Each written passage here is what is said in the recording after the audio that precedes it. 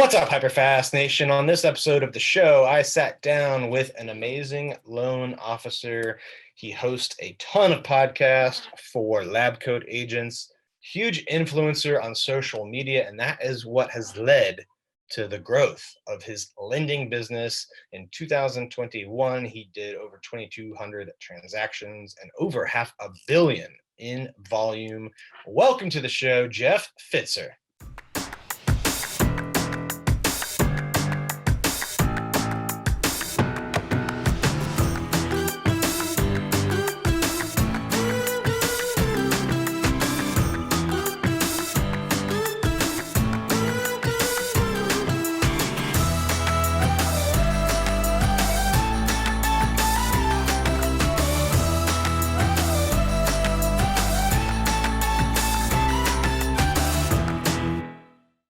Welcome to the show today, Jeff. How are you doing? Good, buddy. Good to see you, man. Yeah, same here. I'm digging the setup you got there. I know a lot of people are listening, not watching on YouTube, which you should do both. But if you're listening, check out the HyperFast Agent channel so you can see Jeff's backdrop. He's got the neon Pfitzer Media sign, then framed logos of all the social media places that he hangs out, and social media has been a big part of your business, right, Jeff? 1,000,000%, my friend. 1,000,000%. That's a lot. That's like it's like 1,000x or something, I guess, or lots of X's anyway. What? First of all, let's give people a little bit about your background, and I know like the numbers maybe are boring, but they're impressive. 2,200 I think units you're closing this year. Or last year, this will be going live in 2022, but over $500 million in loan volume closed by you and the branches you run. Mm-hmm. What led to that? How did you put up such monster numbers as an LO? Well, I mean, honestly, I've been in the business 21 years, and we were successful, but we didn't have that hockey stick curve growth until 2 to 3 years after I started consistently executing video and social. It's almost you can almost pinpoint, right around the time that it happened and how long it took after starting to do it. And, now that's what I spend most of my time doing, which is in business development and growth and social and influence and all the things that I'm doing that are really not even related to mortgage, but they all feed mortgage. They feed the business, which is relevant to any of us, whether you're in real estate, mortgage, title, it doesn't matter. That's what happened, man. It's really that simple, but yet very complicated. You know what I mean? What do you think is the key to this to getting that kind of success through social media, and why aren't more people doing it? It's a great question. And I think the answer lies in exactly what I just said, which is that it's not fast. We're all looking for low-hanging fruit. I mean, I shouldn't say we all, but anybody who's attained a higher level of success, they've gone, past that brink, right? They've endured numerous failures, probably more than they care to admit or count. And it took patience, it took time, it took discipline, it took doing the things when you felt like nobody was paying attention and nobody was appreciating what you're doing, and just powered through. And I think I think that's really the key to it, is that I will say in my case, I wasn't sure. I started doing this in 2016. Facebook Live was brand new. Video wasn't a thing like it is today. I just had a hunch, and I went with the hunch, and I ignored the naysayers because there was a lot of them. And so it's really just a matter of and I don't think that just doesn't just apply to video and social. It applies to anything that you do. It takes patience, it takes discipline, it takes consistency. But when it comes to video and social, all of those ring true. You've got to put the time in, and if you do it right and you do it long enough, you'll probably reap a similar set of results. And so to answer your question, I think that's why. I think people do it and they start doing it, and either they don't like how they look, they don't like how they sound, or B, they're like, where's the leads? Where's the business? And it just doesn't, you know as well as anybody, it doesn't work that way, but it does over time. And it's just hard to quantify in the beginning. And so I think a lot of people vacate.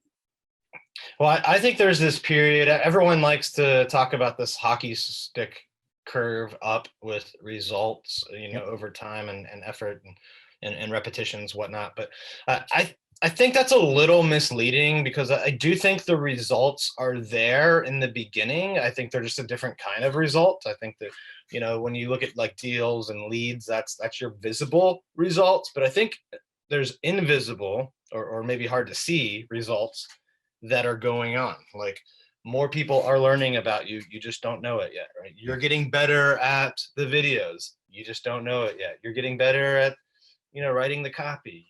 You just don't know it yet. So, you're feeling better, or that it's easier to do, you just don't know it yet. And so people are like, things are happening, changes are happening, but because it's not a visible lead or a deal, they say, screw it, it's not working, and quit. Yeah. I 100% agree. I think that's the case with most humans in general. And so when this, you stand on stages and speak, I stand on stages and speak. We've done this for years. And you've probably heard this, like I've heard this, but I'll even hear this from my own loan officers, my own people, my own salespeople. They'll say, well, Jeff, why are you getting out there and sharing our secrets? And I'm like, you've had access to it for all this time and have done nothing with it, or not consistently. 2, the same result's going to happen with that audience. And because I used to think this, Dan, I don't know about you, but I used to sit in audiences and listen to the, Gary V type people stand up there and speak. And I was inspired and I was motivated. And you'd hear about these high level performers. And I always thought to myself, like, why are they standing on a stage sharing all of this stuff if they were so successful at what they were doing originally? Why wouldn't they have just stuck with what they were doing?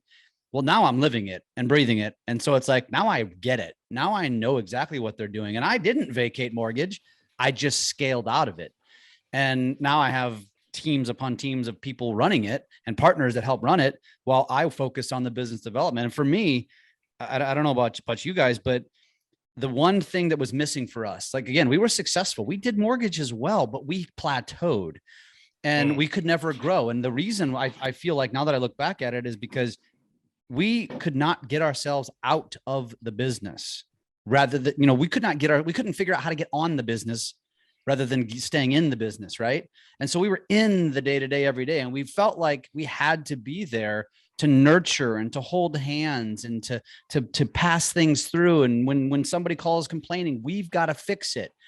And it was that time when, and actually for me, it was going to places like Closing Table. It was surrounding myself with bigger thinkers and people doing things in a bigger way that made me realize, holy shit, like this is what I'm missing. And now I just got to get uncomfortable and I just got to pull away. I've got to put trust in the people that I've been, I need to empower them, and things will happen. And sure as shit, they were right. Like all these successful people, they're right. And then, you've got to take, like what I do now. I think people look at me and they're like, oh, you live this glitzy and glamorous life. You're traveling, you're just shooting videos all the time. I work way more hours than I used to work, but I do almost very little in the mortgage business. But it's because I'm now enjoying what the hell I'm doing. Like I'm passionate about what I'm doing and I'm growing some other businesses. And, it's that sort of thing. And I think that's, there's a lot to unpack on what I just said. It starts with, getting uncomfortable, empowering people, getting out of the business, getting on the business. But then once you get to that point, I think some people lose sight and they're like, oh, I want to sit in that management seat so I can go play golf more, so I can go fart around more. Right. And, for me, I'm still driven. And so I still got a lot of things I want to do. I'm just doing different things now and building different things. But at the end of the day, everything that I'm doing ultimately feeds back to my mortgage business, because the influence that I've created and the podcast that I'm doing and the webinars that I'm doing and the, just being seen all the time is keeping me super relevant, so that it's just creating more and more opportunities because more people see me, more people. And then, invariably they follow me and then they're like, I want to come work for that guy. And I don't even have to recruit them. I don't have to pick up the phone. I just attract them. And that's like the 30,000 foot view, I think, of kind of what's happened and the difference between, those of us that have reached that level and those that haven't. Well, I think it's an interesting concept. You're basically talking about the power of audience. And, I've heard this really interesting paradigm from Cody Sanchez, who has a great newsletter. She was she's done a ton in the entrepreneurial space in M&A and micro PE, and she was actually on episode 185 of this show. But she talked about the 4 things in history that you can leverage, and it started with labor. That was like the oldest form, and then capital, and then coding. That was more recent. You could leverage coding, like kind of like what Elon Musk and people like that have done. And then the 4th one, which is the newest one we're on, is audience, like leveraging your audience. So the more of those things you can leverage, I think the more businesses you'll grow, the deeper you'll grow those businesses. And audiences, it's a new one. We're probably still early on the curve, and lots of changes are still happening. What we're doing now, we weren't doing really a year or 2 or 3 years ago even, and that's a rapid pace when you think about it.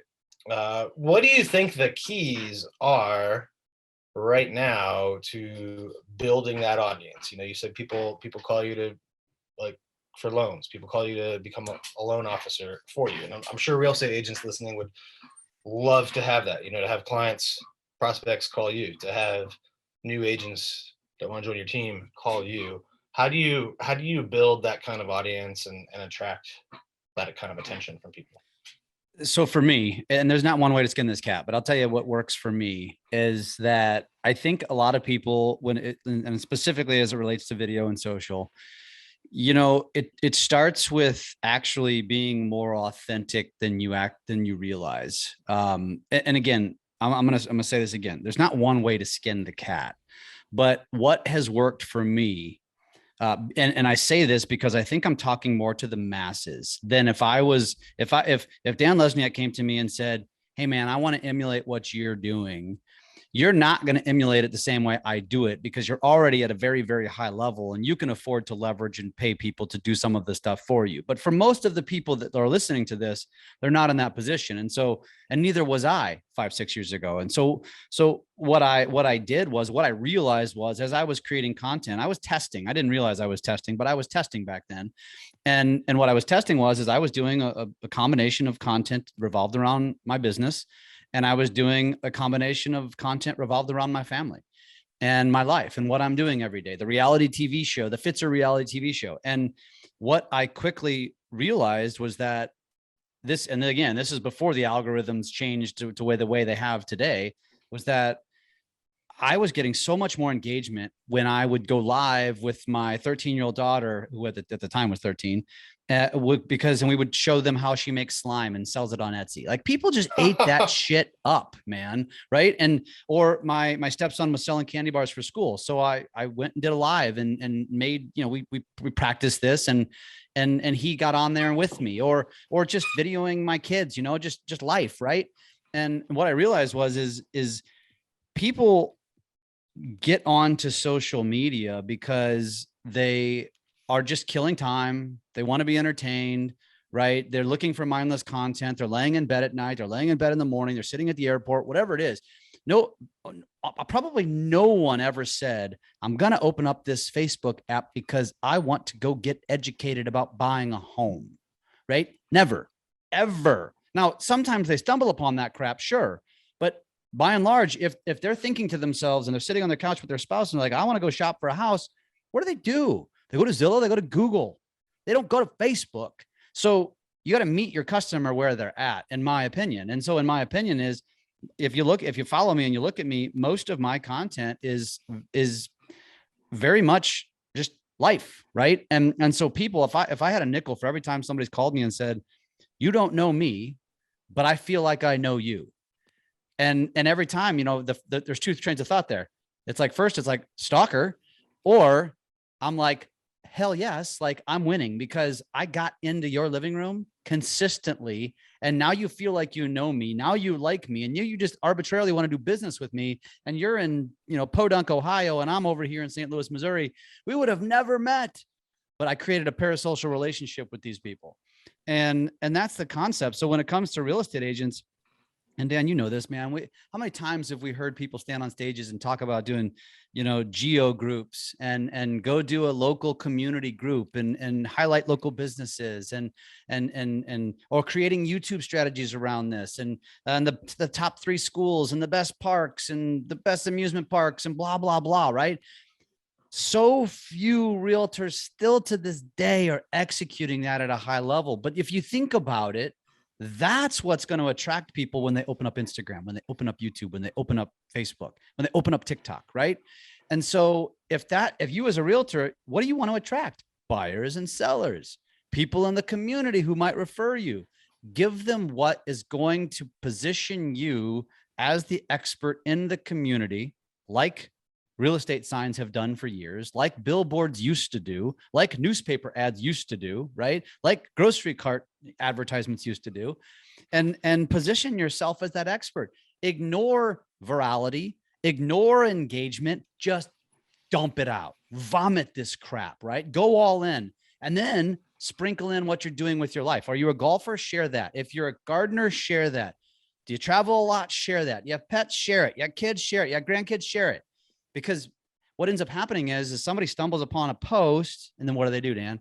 They click on your profile, and then they go stalk you for a little while. So the whole idea is suck them in, grab them, entertain them, keep them there.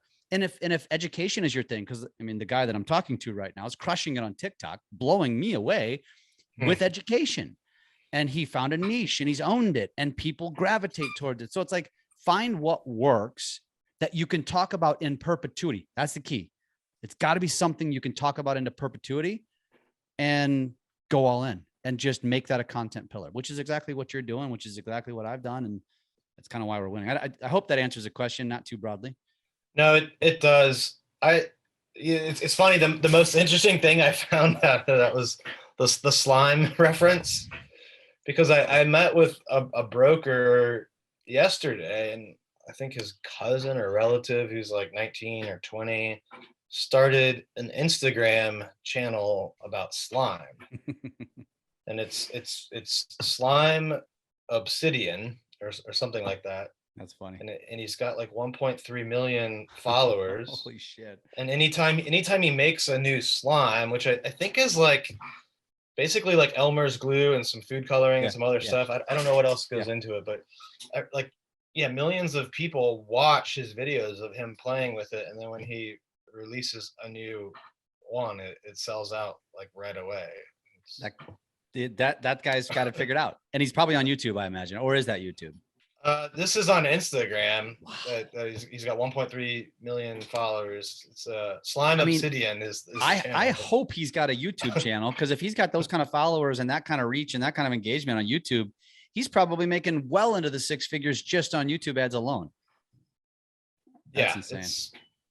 It is insane, and it's just an example. Find a niche, find something you like, and make a lot of content around that. And we don't have too much time here, but I do want to mention in a few weeks you will be one of many speakers that we have coming to Boca Raton, Florida for the HyperFast Summit. It's the 4th one we've done, 2 days. We're gonna show real estate agents the stuff that KERI and I did to close 1,100 deals last year. We've got Tat Londano coming from Montreal, who's like 2.5 million followers on TikTok. She's really that's cool, blowing up there.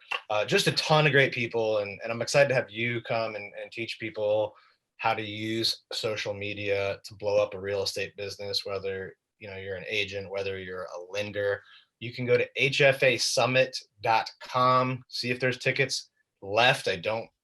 We're recording this a few weeks ahead of the publication, obviously, so I don't know if there will be any left, but if you go to hfasummit.com, you can check that out. And if you're a listener of this podcast and you use the code podcast25, you get 25% off. So go to hfasummit.com, use the code podcast25, get 25% off. Again, hfasummit.com. Jeff, I'd like to wrap up with a HyperFast round. We're kind of running out of time, but there's just some rapid fire questions and answers if you are ready. Let's roll. All right. What's your biggest piece of advice to a new real estate agent? Go all in on video. All right. What's a mistake that you see successful real estate agents making? Well, I'm going to stay along the same vein, and that is that when they do finally get in front of the camera and they do get on social media, all they do is business related content, and they wonder why it doesn't work and why they're getting no engagement. Love that. What's the biggest challenge you've had in business? How did you overcome it? Growth. We struggled so hard to grow, and like I said, we were always good at what we did, and until I could figure out how to get on the business. And like I said, accidentally, it was started with video, and it was video and then executing on social that really took our career off. And I mean, it's a lot more complicated than that, but that was the tipping point. When you're not making social media content or closing loans, working on your business, what are you doing for fun? Pretty much just spend time with family or travel, which is kind of both, right? So yeah, that's mainly it. We actually just bought a condo in Breckenridge, so now we've got a third place to go to that's ours, and I just got back from there actually last week. So. Oh, nice. We'll have to do some skiing trips. Definitely. Last one. Where do you see yourself 5 years from now? Semi-retired. You know, if things continue to go the way they go, I want to continue to scale out of the mortgage business. I want to be almost 100% spending my time in the social media and video realm, coaching, teaching, creating, influencing. Influence is way more powerful than I ever realized. And if you've got it, you can do a lot with it, and you can write your damn paychecks. That's one thing I've learned. Awesome. Well, thank you so much for being on the show. We are looking forward to having you down in Boca Raton, February 1st and 2nd for our summit. If people want to connect with you or, just learn more about what you're doing on social, what are the best ways they should do that? I'm easy to find. So on social, it's my name on all of the platforms. So Jeff, last name is Pfitzer, P as in Paul, F as in Frank, Itzer. You can find me on Facebook, Instagram, TikTok, YouTube, LinkedIn. That's where I spend most of my time, and Twitter, but not as much time there.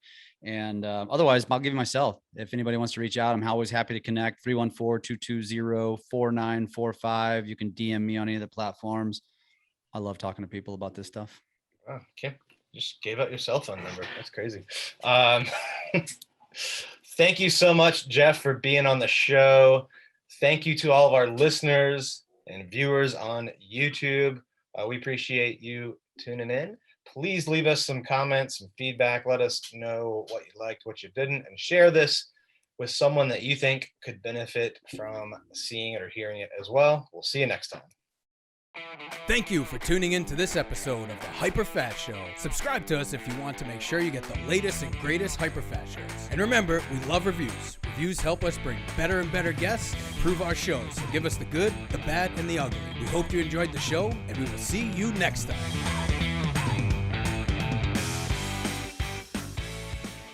Hey guys, thanks for sticking around to the end. I hope you enjoyed that video, and if you want to see more, click right here. And if you want 100 real estate tips from my best-selling book, click right here to download them instantly. And if you're new to this channel, click below to subscribe and turn on post notifications so you don't miss out. And leave some comments about what you think on the videos.